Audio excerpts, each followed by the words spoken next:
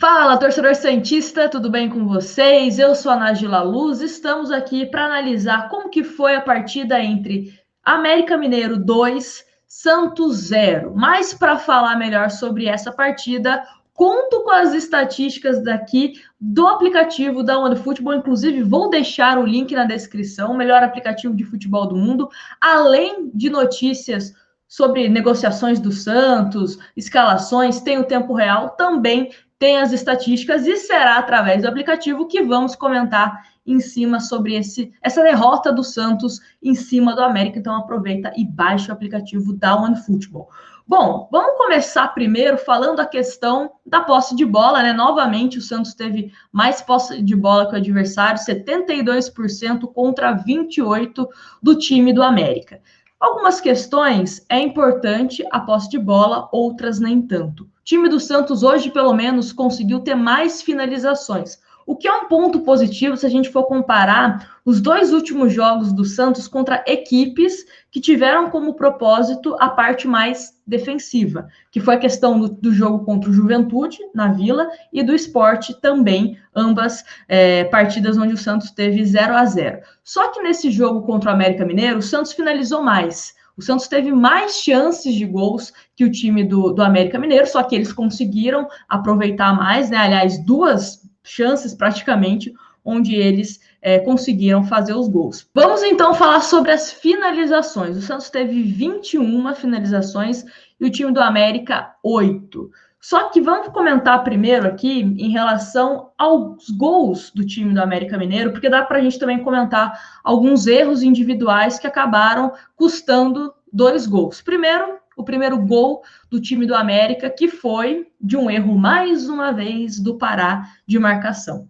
Né? O jogador do América Mineiro foi tentar cruzar, chutar, sei lá o que ele foi fazer, e acabou acertando ao gol. Não vejo questão de falha do João Paulo, vi alguns torcedores comentando sobre, mas eu acho que todo mundo foi pego ali de surpresa com o chute / cruzamento do jogador do América. E o outro gol que a gente acaba sofrendo, o Santos, todo mundo no ataque, o Giamota foi tentar driblar, perdeu a bola e tivemos um contra-ataque, o Kaique sozinho tentando neutralizar, mas acabou sendo o gol do time do América, né? Um erro ali do Giamota, poderia ter passado ao invés de driblar, enfim, e o Santos acabou tomando o segundo gol. Já a questão de finalizações do Santos, um Santos que teve algumas questões, principalmente tentando chutar de fora da área, mas muitas vezes um Santos sem movimentação, né? Inclusive, se a gente for observar os gritos do Fernando Diniz durante, né, a beirada ali do campo, ele gritava duas coisas principalmente: a questão do movimenta,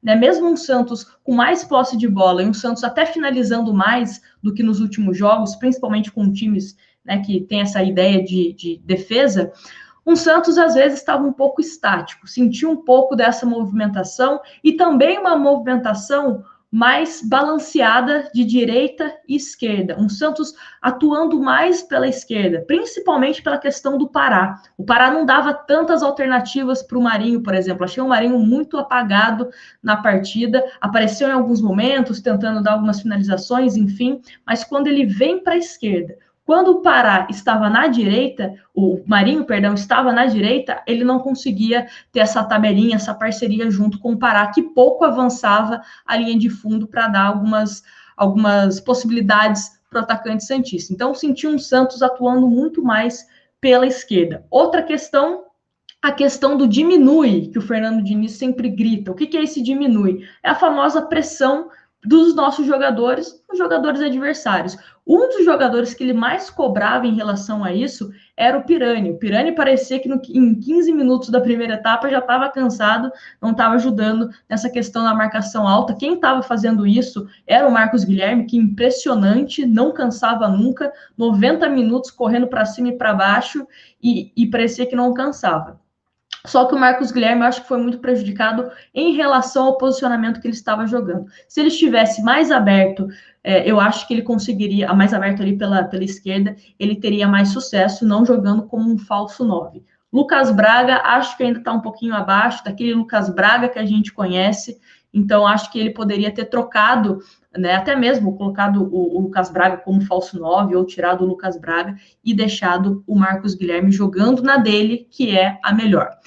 Mas, enfim, vamos falar sobre alguns jogadores que eu acho que vale destaque, tanto positivamente como de forma negativa, começando pelo Pará.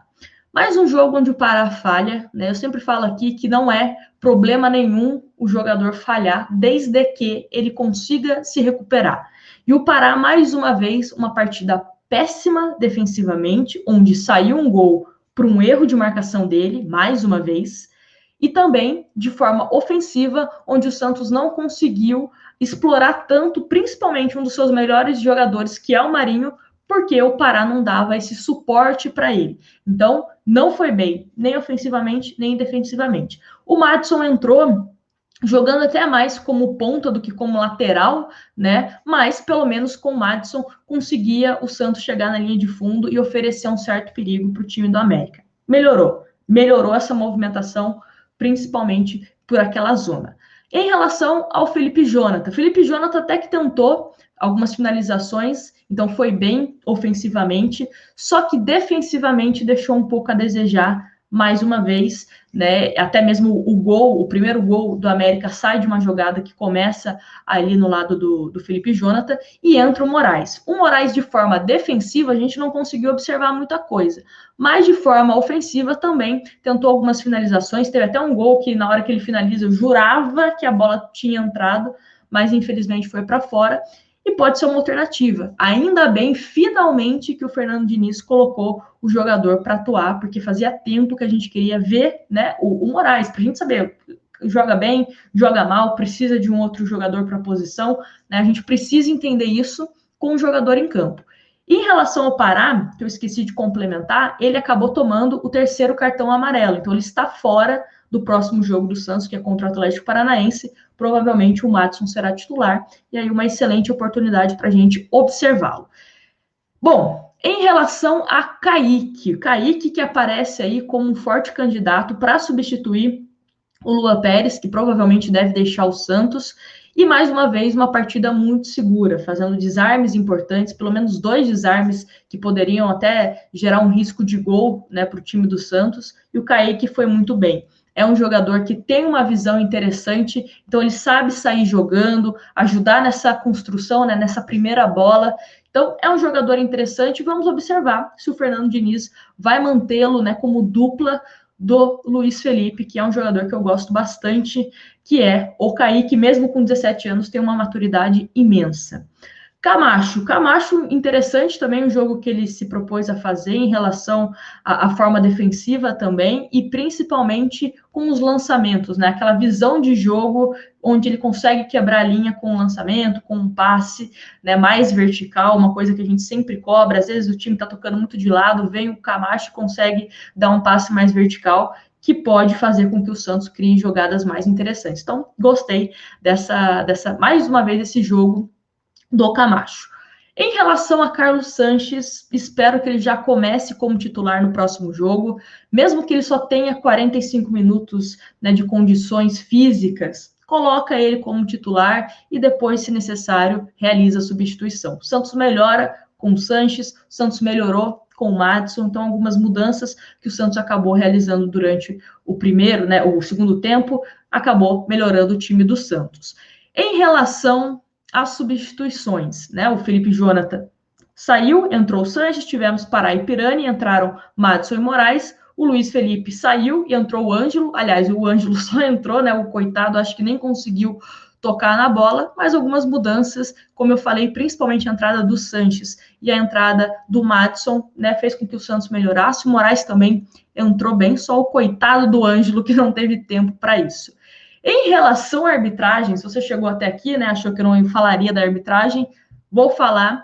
Acho que o Santos foi prejudicado, sim. A gente não pode colocar a culpa 100% na arbitragem. O Santos deveria ter feito a sua obrigação de conseguir essa primeira vitória, porque o Santos jogou melhor, então deveria ter vencido, né? Pelo menos é o que a gente esperava.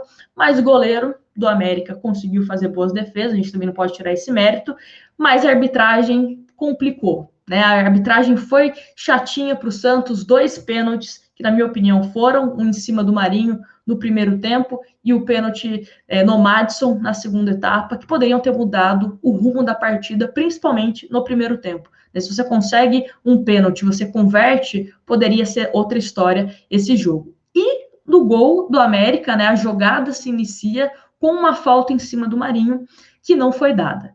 Então, aí você comentar, foi falta, não foi falta, enfim, né? Acho que esse lance, inclusive, foi um pouco dividido em relação aos pênaltis, pelo que eu acompanhei nas redes sociais, a torcida foi bem ciente, né, de que foi sim. Enfim, lamentável, né? A arbitragem do Brasil, mesmo com o VAR, consegue se complicar, mas como eu falei, a gente não pode colocar 100% a culpa na arbitragem. Tem a sua porcentagem? Sim, mas o Santos deveria ter criado outras formas de tentar conseguir essa vitória diante do América. O Santos segue sem ganhar fora de casa, né? Agora temos um jogo contra o Atlético Paranaense na terça-feira, na Vila Belmiro. E como eu falei, Santos sem parar, talvez o Santos possa contar com o John, o Alisson também, então são alguns jogadores que podem acabar virando opção. Tem o Caio Jorge, que é uma incógnita, será que já volta para o próximo jogo? Será que não volta? Enfim, o fato é, o Santos precisa criar algumas alternativas para jogar contra times que jogam de uma forma mais defensiva. O Santos jogando contra Atlético Mineiro, jogando contra Grêmio, jogando contra São Paulo, até mesmo contra o Fluminense, né, que o Santos foi derrotado, mas na minha visão foi melhor. O Santos conseguiu ter um comportamento mais interessante. Agora, quando joga contra Sport, Juventude e hoje contra o América Mineiro, que foram equipes que se preocuparam muito mais com a marcação, o Santos teve dificuldades. Então, a gente precisa ver uma forma para a gente conseguir driblar essas questões e conseguir essas vitórias, porque o Campeonato Brasileiro não é feito apenas de equipes que jogam para cima, né? De equipes que vão jogar de igual para igual com você. Então, isso aí é uma missão para Fernando Diniz melhorar para as próximas partidas. Vale ressaltar que o Atlético Paranaense, até o momento, é o líder da competição, então vamos ver se vão jogar de igual para igual ou vão ficar ali mais conservadores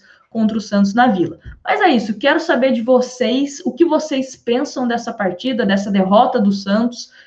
Quero que vocês deixem aqui nos comentários qual foi o destaque positivo, destaque negativo, enfim. Deixa o seu like, se inscreve no canal e não esqueça de baixar o aplicativo da OneFootball. O link está aqui na descrição. Um grande abraço para vocês e até o próximo vídeo.